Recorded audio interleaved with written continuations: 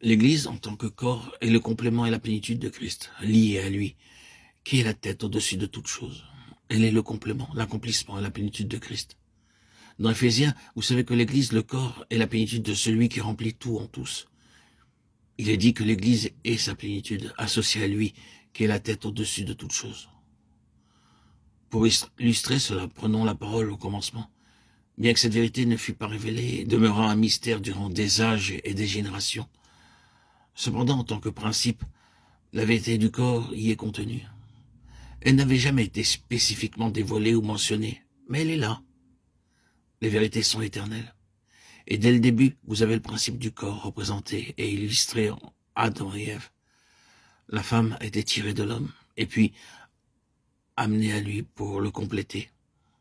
C'est l'Église, le corps de Christ, qui est tiré de Christ et amené à lui pour son accomplissement. Son complément en vue de sa plénitude est associé à lui qui est la tête. Car le mari est le chef de la femme comme Christ est le chef de l'Église. Et celle-ci est liée à lui qui est la tête au-dessus de toute chose. Nous considérons à nouveau cela pour mettre en évidence les aspects pratiques.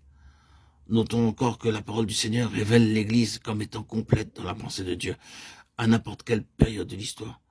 Dans la parole de Dieu, cette question de l'Église n'est jamais traitée par rapport au temps passé, présent et futur. Il n'est toujours parlé au présent et comme achevé dans la pensée de Dieu au sujet de l'Église. Le Seigneur ne parle jamais d'un temps où elle sera complète. Il ne parle jamais de l'achèvement de l'Église dans un temps futur. Quand Paul dit « tout le corps », c'est une déclaration au temps présent, comme si le jour où il l'a écrite, le corps était au complet. Il parle de maintenant au sujet du corps tout entier. Tout le corps bien coordonné, formant un solide assemblage déjà en ce jour-là.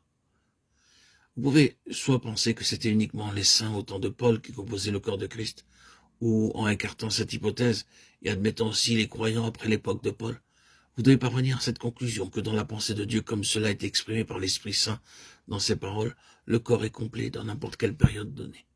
Cela vous ramène de nouveau aux paroles des Éphésiens.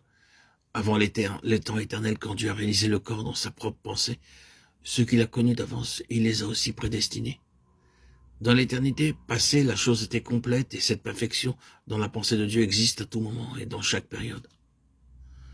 Nous allons plus loin et notons que le corps est là pour présenter Christ, le faire connaître.